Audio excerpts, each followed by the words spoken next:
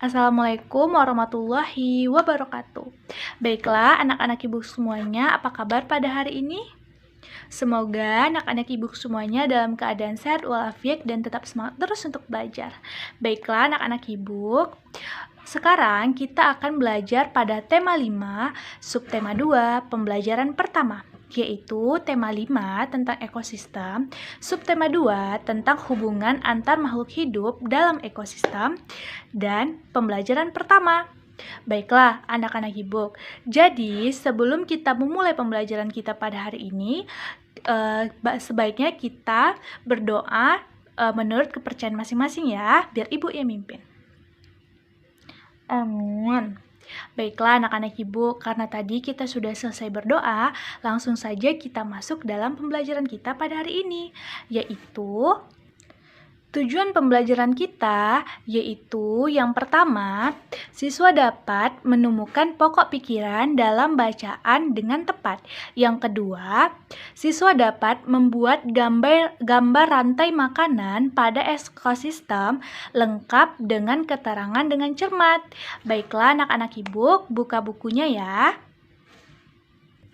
Baiklah, anak-anak ibu buka bukunya ya, yaitu tema 5, subtema 2, pembelajaran pertama, yaitu kita akan belajar tentang rantai makanan. Jadi, anak-anak ibu perhatikan bukunya. Jadi, anak-anak ibu, sekarang kita buka bukunya ya. Anak-anak ibu juga buka bukunya di rumah. Jadi, ibu akan membacakan sedikit tentang teksnya.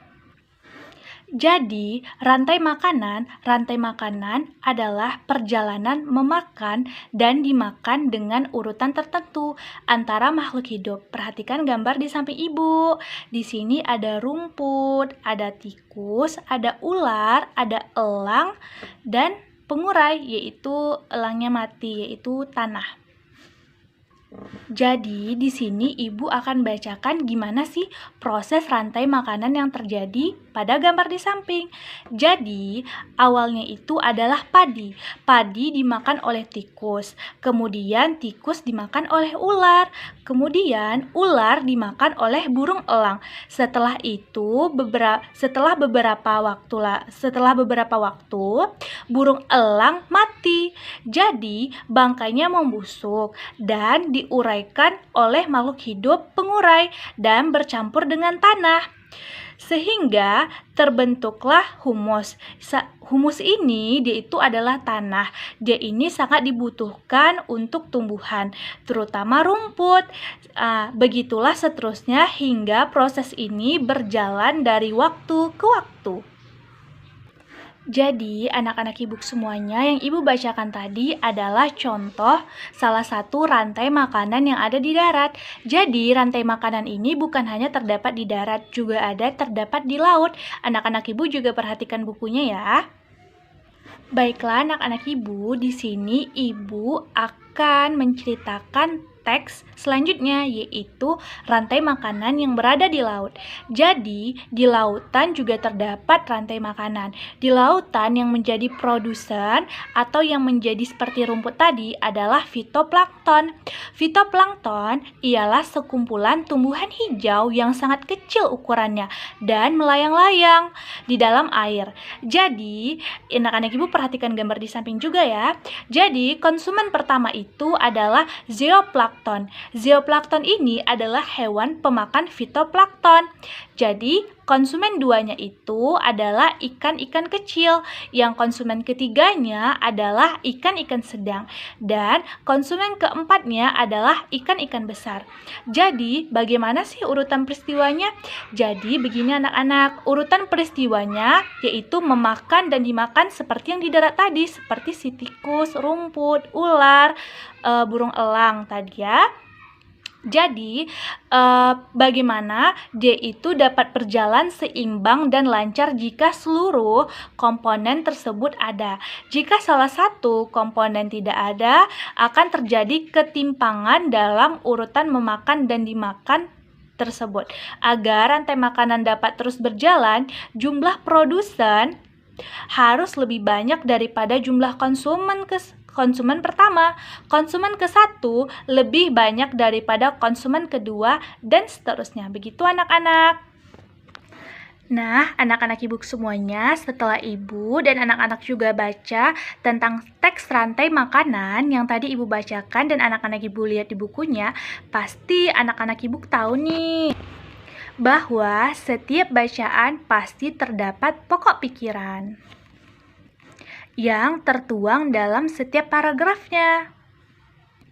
Jadi, anak-anak ibu dengan anak-anak ibu bisa menemukan pokok pikiran. Jadi, anak-anak ibu bisa dapat menemukan dengan mudah informasi-informasi penting yang anak-anak ibu ingin tahu. Jadi, bagaimana sih cara menemukan ide pokok? Jadi, cara menemukan ide pokok itu adalah yang pertama, ide atau gagasan menjadi pokok pengembangan paragraf. Yang kedua, ide pokok ini terdapat dalam kalimat utama. Yang ketiga, nama lain ide pokok adalah gagasan utama, gagasan pokok. Yang keempat, dalam satu paragraf hanya terdapat satu ide pokok. Yang kelima yaitu kalimat utama adalah kalimat yang di dalamnya terdapat ide pokok paragraf.